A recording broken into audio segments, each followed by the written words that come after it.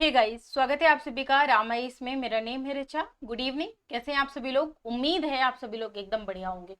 तो आज के सेशन में हम जानने वाले हैं how to prepare governance for UPSC. तो अलग अलग हमारे एस्पेक्ट्स होंगे। तो चलिए स्टार्ट करते हैं। अगर हमारे दिमाग में पहला क्वेश्चन आता है तो वो आता है how to prepare governance for UPSC. ये स्ट्रेटेजी जो है वो आप चाहे 2023 के लिए प्रिपेयर कर रहे हैं, 2024 के लिए प्रिपेयर कर रहे हैं, सेम एज इट इज आपको गवर्नेंस के लिए फॉलो करनी है। चलिए बात करते हैं सबसे पहले सिलेबस की। आइए उन एरियाज को जानते हैं जो गवर्नेंस में ऑलरेडी हमारे पेपर में डिवाइडेड हैं और डिसाइडेड हैं, यानी वो सिलेबस जो आपके यूपीएससी ने आपको लिख कर दिया है।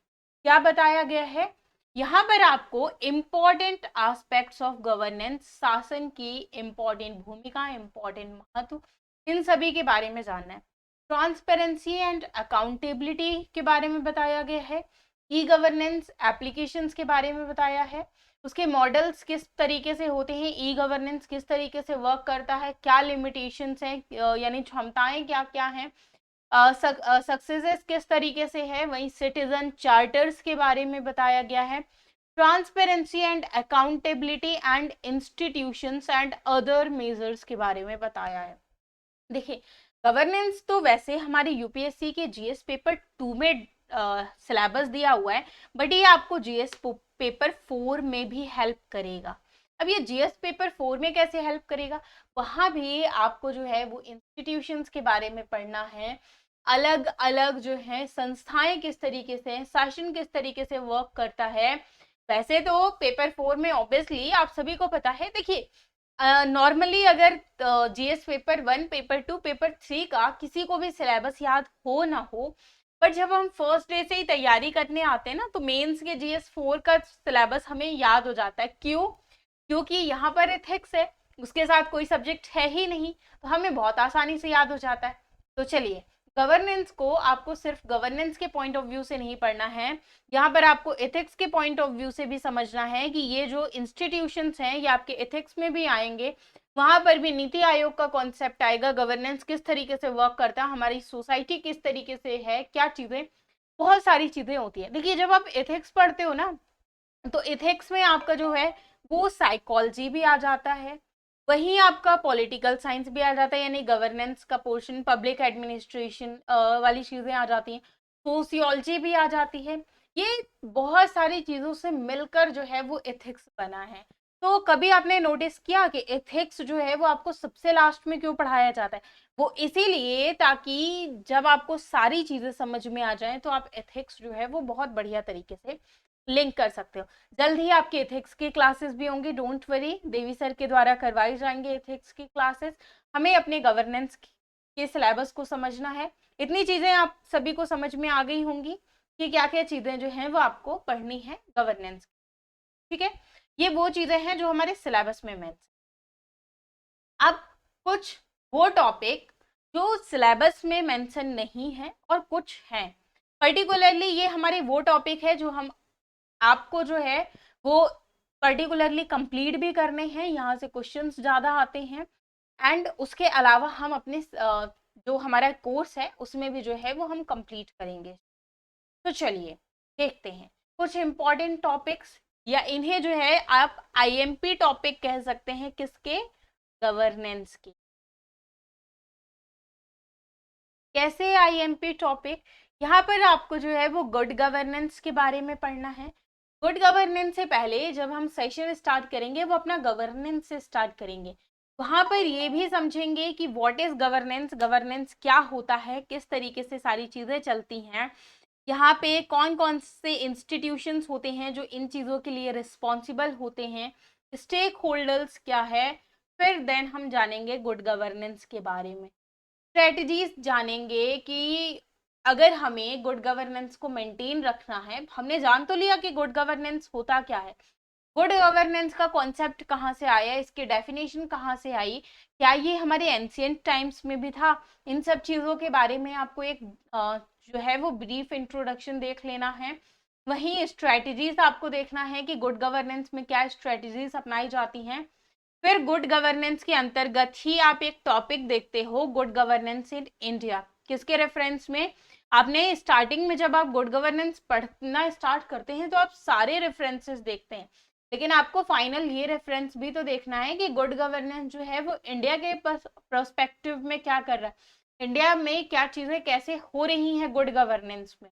तो आपको इंडिया के रेफरेंस में पढ़ना है, डायमेंशंस पढ़ना है, गवर्नेंस में इश्यूज पढ़ना है कि इंडिया में किस किस तरीके के इश्यूज होते हैं, उन इश्यूज को सॉल्व करने के लिए हमारी भारत सरकार के द्वारा क्या किया जाता है, मिनिमम गवर्नेंस मैक्सिमम गवर्नेंस का कॉन्सेप्ट आता है, वो भी आपको गुड गवर्नेंस वाले टॉपिक के अंदर ही हम पढ़ाएंगे। अगर आप हमारे सेशंस को देखना चाहते हैं या अगर आप सिर्फ स्ट्रेटेजी देखना चाहते हैं तो यहाँ से भी आप अपना जो है वो टॉपिक कंप्लीट कर सकते हैं, याद रखिएगा। तो इंडिया के प्रोस्पेक्टिव में हमने देख लिया मैक्सिमम गवर्नमेंट, मिनिमम गवर्नेंस का सिस्टम देखेंगे, देन फिर हम सिटीजन्स चार्टर देखेंगे। तो जब हम सिटीजन्स चार्टर देखेंगे तो सबसे पहले ये फोकस करेंगे कि what is citizen charters, citizen charter आखिरकार होता क्या है, क्या कॉन्सेप्ट है सिटीजन चार्टर का, कहाँ से इवॉल्व हुआ है, क्या आज के प्रेजेंट टाइम में भी क्या सिटीजन चार्टर्स का कोई महत्व बचा है, सिग्निफिकेंस क्या है, सिटीजन चार्टर्स इन इंडिया देखेंगे, इश्यूज देखने का प्रयास करेंगे कि क्या इश्यूज है। एंड जब भी आप सिटीजन चार्टर्स को पढ़ोगे तो एक चीज याद रखिएगा, सेकंड रिपोर्ट पढ़ना है, यानी रिकमेंडेशंस ऑफ सेकंड एआरसी की जो रिपोर्ट है उसके इनपुट्स से भी जो है वो आपको पढ़ना है, या हम जो है वो पढ़ाएंगे। क्यों? क्योंकि जो सिटीजन चार्टर के बारे में जो बेहतरीन इंफॉर्मेशन मिलती है वो आपको कहाँ पर मिल जाती है, वो आपको सबसे बेहतरीन मिलती है सेकंड एआरसी की रिपोर्ट में। सेकेंड एआरसी की रिपोर्ट में हम जो है वो बहुत सारी चीजें सेकेंड एआरसी की रिपोर्ट से समझेंगे।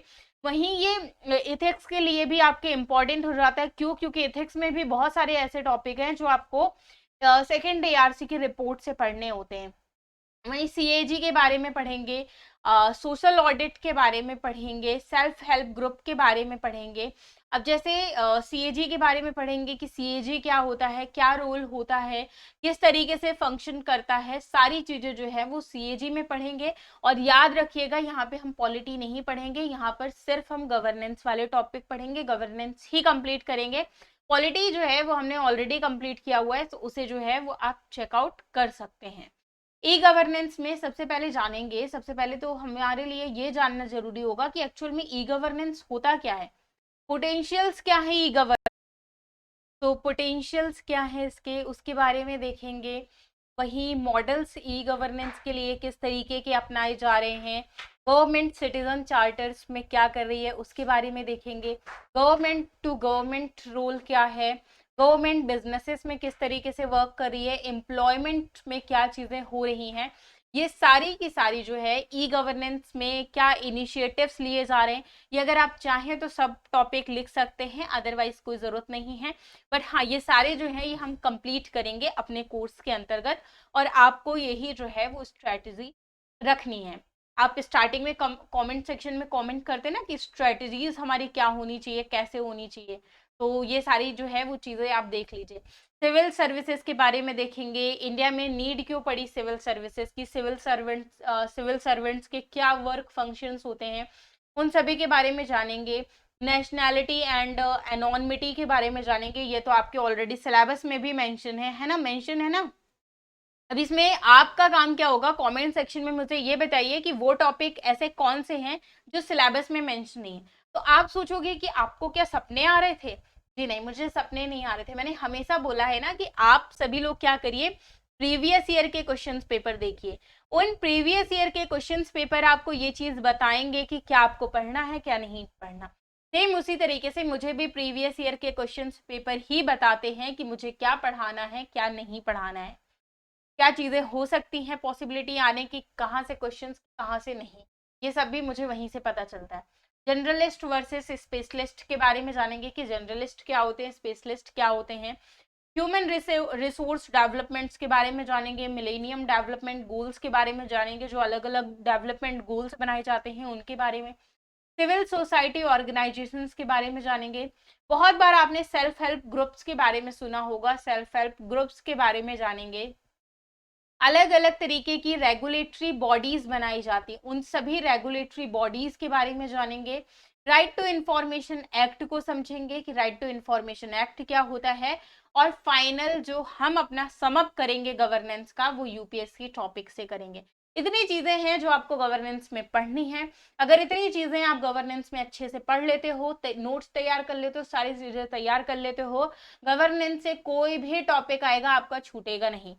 चलो, अब आप ये तो कहोगे कि आपने हमें सिलेबस भी बता दिया, टॉपिक भी बता दिया, अब आप कहोगे कि भैया स्ट्रेटजी भी बता दो। तो देखिए, स्ट्रेटजी में आप एक चीज याद रखिए कि फर्स्ट आपको क्या थिंग फॉलो करनी है। फर्स्ट तो आप क्लासेस कंप्लीट कर लीजिए। क्लासेस कंप्लीट हो गई, चलो बहुत बढ़िया। नोट्स का रिवीजन कर लीजिए। नोट्स का रिवीजन आपका जो है वो 5 से 6 बार हो जाना चाहिए, क्योंकि बहुत ज़्यादा गवर्नेंस का नोट्स रहता नहीं है। चलो, नोट्स का भी रिवीजन कर लिया। अब आप कहोगे कि बुक कौन सी पढ़ें, बड़े होशियार हो आप लोग। तो देखिए, बुक जो है वो आपको गवर्नेंस के लिए कोई भी रीड नहीं, यकीन मानिए। क्यों? क्योंकि देखिए, मार्केट में जो अलग अलग राइटर्स की बुक हैं, जो यूपीएससी के लिए भी कुछ फेमस बुक्स हैं जो आपके माइंड में ऑलरेडी आ रहे होंगे, वहां पर जो है वो ऑर्गेनाइजेशंस को बहुत अच्छे से एक्सप्लेन किया गया है, लेकिन जरूरी नहीं है कि सारी चीजें वहां पर एक्सप्लेन। तो उन सारी चीजों को आपको अच्छे से कंप्लीट आप हमारी क्लासेस के माध्यम से कर सकते हैं, नोट्स के माध्यम से कर सकते हैं।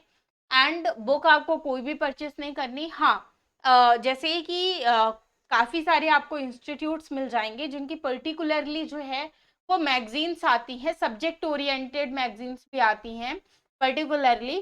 तो हाँ, वो मैगजीन आप खरीद सकते हैं। उससे होगा क्या, मान लीजिए कि कोई भी आपका करंट अफेयर छूटा है, तो वो करंट अफेयर्स वाला टॉपिक आप वहां से कंप्लीट कर सकते हैं।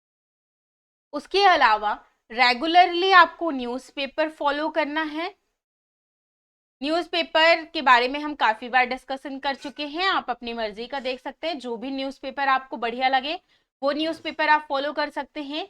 एक मंथली मैगजीन जो है वो फॉलो करनी ही करनी है, ठीक है? मंथली मैगजीन आपको फॉलो करनी है। उसके अलावा कुछ और फॉलो करना है? हाँ जी, फॉलो करना है। क्या फॉलो करना है भैया? Mains answer writing. क्योंकि फाइनल जो आपको मेंस में सिलेक्शन दिलाएगा वो आपको मेंस आंसर राइटिंग ही तो सिलेक्शन दिलाएगा। तो मेंस आंसर राइटिंग करनी है। क्वेश्चंस कहाँ से मिलेंगे? हो सकता है आपके दिमाग में आए कि चलो हम तैयारी तो कर लेंगे, पर हमें क्वेश्चंस कहाँ मिलेंगे? क्वेश्चंस आपको मिलेंगे हमारे ऐप पर। तो डाउनलोड करिए, जाइए प्ले स्टोर पर और डाउनलोड करिए। लिंक भी आपको डिस्क्रिप्शन में गिवन है, वहां से आप जो है वो ऐप डाउनलोड करिए। सारे के सारे गवर्नेंस का हम एक सेक्शन बना देंगे, वहां पर आपको गवर्नेंस के सारे नोट्स मिलेंगे। के अलावा मॉडल आंसर्स भी मिलेंगे। तो बेहतरीन तैयारी करवाएंगे आपको, इसीलिए चैनल को जो है वो सब्सक्राइब कर लेना और ऐप भी जो है वो डाउनलोड कर लेना है। और क्या आपको लगता है अगर इतनी स्ट्रेटजी आपने प्रिपेयर करने के लिए बेहतरीन तरीके से फॉलो कर ली, तो गवर्नेंस कैसे नहीं तैयार होगा? कोई ऐसी चीज नहीं है जो गवर्नेंस इसमें जो है वो छूटी हुई हो या नहीं हो सकती। बुक के लिए याद रखिएगा, आपको कोई बुक नहीं फॉलो करनी, मैगजीन प्रॉपर वे में आप फॉलो करिए। जो कोर टॉपिक है वो ऑलरेडी मैं आपके कंप्लीट करवा दूंगी। जो आपके करंट अफेयर, जैसे गवर्नेंस जो है ये आपका करंट ओरिएंटेड सब्जेक्ट है, बहुत सारी चीजें आपकी न्यूज में होती हैं। अब आपको करना क्या है, करंट में आपने कोई भी ऑर्गेनाइजेशन के बारे में देखा, कोई भी टॉपिक न्यूज में देखा, एक स्पाइरल बनाइए, उसमें क्या करिए, जैसे मान लीजिए कि आपने सिटीजन चार्टर्स के बारे में पढ़ा, न्यूज में कोई चीज न्यूज में आई, देखिए आपकी न्यूज में क्या चीजें हैं। जो चीजें हैं जो आपको पता है जरूरत नहीं है, क्यों? क्योंकि जो चीज भैया हमें पता है उसमें लिखने में हमें कोई टाइम लॉस नहीं करना है। जो चीजें हमें नहीं पता है उसमें आपको अपना समय देना है। और अगर आप समय देते हैं तो बेहतरीन तरीके से कर सकते हैं। उसका नोट्स बना लीजिए। रिपोर्ट्स किसके द्वारा दी गई, रिपोर्ट्स किसके द्वारा प्रस्तुत की गई, कौन सा ऑर्गेनाइजेशन है, ये सब आपको प्रीलिम्स में हेल्प करेगा। मेंस में आपको जो है वो फैक्ट से ज्यादा कॉन्सेप्ट लिखने होते हैं, क्योंकि इतना सारा ब्रह्मांड का जितना ज्ञान है ना, वो सब आपको 200 शब्दों में समेटना है। मान लीजिए कि सिटीजन चार्टर एक टॉपिक आया, सिटीजन चार्टर के बारे में भैया आपने 8 से 10 पेज पढ़ा है। अब उन 8 से 10 पेजेस को आपको 2 पेज में समेटना है। मान लो आपका 200 वर्ड्स में आंसर आ गया, 2 से 2.5 पेज में समेटना है इन 8 से 10 पेजेस को जो आपने पढ़े हैं। उसके लिए आप एक बेस्ट अप्रोच रखेंगे ना। अगर आप जानना चाहते हैं कि मेंस आंसर राइटिंग की बेस्ट अप्रोच क्या होनी चाहिए, किस तरीके से हमें करना चाहिए, तो कमेंट सेक्शन में जरूर बताइएगा। वो भी हम आपको जो है वो प्रोवाइड करवाएंगे। मेंस आंसर राइटिंग की बेस्ट अप्रोच क्या होनी चाहिए, किस तरीके से करना चाहिए। तो इतनी सारी चीजें हैं, इतनी सारी चीजों को आप कंप्लीट करके जो है वो अपना गवर्नेंस कंप्लीट कर सकते। तो आज के सेशन को यहीं तक रखते हैं। Thank you so much.